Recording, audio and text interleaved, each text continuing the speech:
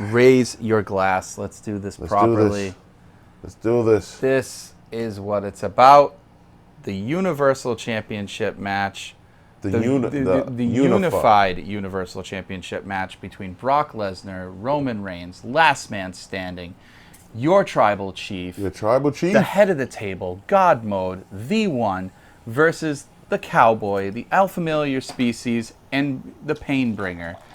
This, I said to you, and I pretty much almost ate my hat, I said to you before the pay-per-view started that I have really no interest in this one except for the end because I've seen it so many times. What more can they do? They can't do anything new. And wow, was I wrong. Nothing from a technical standpoint that was new, but something I've never seen on television before. They started off the match with Roman getting in the ring, taking 5 minutes for his entrance, which rightfully so. Mm-hmm. And then they had Brock Lesnar come out. And then Brock Lesnar, halfway to the ring, stopped and decided to go and get a gigantic tractor crane thing and drive it all the way to the ring and jump off the crane part of it into the ring to start the match, which I thought was pretty cool. And I was worried about this because last man standing matches are tough to book because you got to protect finishers and things like that, but that doesn't exist in wrestling anymore. Mm-hmm. So you can give somebody 16 F5s and it will make sense. But this one started out clunky, and I was like, I'm not really seeing anything new. And they were slipping around on the place. Brock slipped up on the top rope again because of the condensation. And then they went to the spot where Brock lifted the ring with the tractor. And I'm talking Roman was in the ring on one side. They lifted it all the way up in the air, and he slid down. Go back and watch it, people. Please watch this. It was a marvel. He slid out of the ring. That didn't look comfortable either. That looked like he was like, fuck, and he just went flying out. It's like he was laying in bed, and then all of a sudden the bed just raises. Like, yo! Yeah, and it was hard-hitting all the way. Yes. And it was good, because I was saying to you, my favorite Brock match in recent memory, besides the triple threat match with Cena and Rollins at Royal Rumble that year, is Goldberg versus Brock at Mania, when it was just a smash mouth match that was like 7 minutes from the beginning of the pay-per-view. I mean, of the match. He's looking at my dog, wondering if he's convulsing. No, he's just dreaming. So, but that being said, I remember saying to you, I said, okay, can anyone interfere in a last man standing? It's technically no DQ, right? And then I was counting down the minutes till the Usos came in, and they sure as shit came in. Of course. But man, did they make Brock look strong. He Michael Myers to everything that they got thrown at him, and Roman too. But there was a lot of times in the beginning, Brady. There was a lot of times in the beginning that worried me with Roman because he was down for so long. I felt like the opening parts of the match, the moves they were taking, they were down way too long. They were down for 8 counts from a suplex and things like that. I was like, wait, you built to that. Mm-hmm. You should be no-selling like 1 count, no count, but they didn't.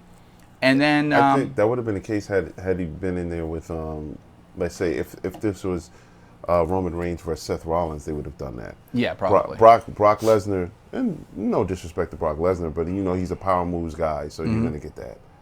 Right. So, and this just kept going, and it lasted, the typical last man standing, I think between 30, 35 minutes with everything. Paul Heyman took a bump. Yes, kudos he did. to Paul. Finally. And he took a great bump. Finally. I've been begging to see Paul Heyman get involved in somehow, like pull a leg, pull a rope down. Yeah. He makes great facials. He's he didn't do the announcement today. No, I thought he was going to. I thought he was going to, but you know what happened? The mic that he had was the one that Brock threw at them. Oh, okay, that makes a little more sense. Because I thought he was going to announce the tribal chief, but you can hear him in the corner yelling, "No, right. Please!" He does everything well except for actually get involved. But today, he got put through the table, ladies and gentlemen. Yep, he is so good at just about everything. He's probably. Did you see his face when they revived? We haven't even got there. Spoiler alert. Right. Okay, whatever. Roman Reigns wins. But go back and you watch the Usos carry Paul Heyman. Yeah. No, he sells everything phenomenal. But, so yeah, spoiler, he wins, but I was like, what do you do to put Brock down or Roman down at this level? And it was ending with belt shot after belt shot to the head. When he did the second belt shot, I was like, holy shit, that's it. Yeah. Because I knew he wasn't going to go down to a Superman punch or a spear. But I didn't expect how they ended it. I didn't see that ending. And I was like, okay, what are they doing? And then Roman was just kind of pissed off. And, Brock was just crushing everything. He was tossing everyone around. I mean, Jey Uso took a nasty bump on his head. He sure I hope did, he's man. okay. He might have a stinger. But it ended with Roman, what did he do? He threw the belt, the belt belt? to the head. But what did he pile on him first? Piece of the broken table? Piece of the tables, Right. then the stairs. Then the chairs. Then not in order, ladies. Yeah, not in the order. But then he had chairs, and then he had the ring steps, and then he sat on it himself. Yeah. And that was a believable ending. And he started piling them at like 4. Yeah, exactly. So I'm thinking, yeah, this is going to be the end of it once they're at 8, and now he's getting on top of all the debris. Right. That's a believable way. That's a creative way to win. Exactly. I guess I can only reference the only other real creative way that I saw these matches end is when John Cena and Batista. The duct tape. Yeah, the duct tape. So that was interesting, and I said, okay, Roman, the right move is made. I love Brock. I'm a humongous Brock Lesnar fan, always have been, but it's not the right move to put a title on him because he holds the title hostage. He's never around long enough, and you can't do that. But Roman, again, Goldberg problem times 10 now. He has beaten the Beast 3 times in this run. He's beaten everybody else back and forth, and I'm like, okay, this was as definitive as when he stacked Edge and Daniel Bryan. Like, it was that definitive at WrestleMania. Like, okay, he is the dominant factor. Now where do you go? I'm intrigued because I think Triple H might have something up his sleeve, but where do you go? I would like to see SmackDown open up with no Roman Reigns. Okay. Just Paul Heyman with both of the belts, speaking on behalf of his tribal chief, somewhere on the lines of, "There's no one left." Yeah. Let's keep running with that. There's no one left. Our tribal chief has decided to park it in the garage for a while, only until there's someone worthy of note that can challenge him. But we already know it's already booked that Drew McIntyre and Roman are going to meet at the Clash. Right, So, but that might be good to get him to the Clash. But I mean, Roman again moves the needle. So have him on the shows.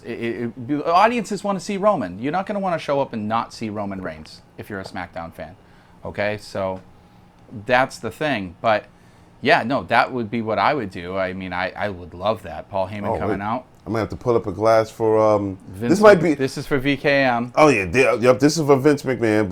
But now I'm also thinking we may not see Brock Lesnar again for a long time. I do not think you'll see him for a long time, only because he was very vocal about, supposedly, allegedly, very vocal about not being happy with Vince retiring preemptively.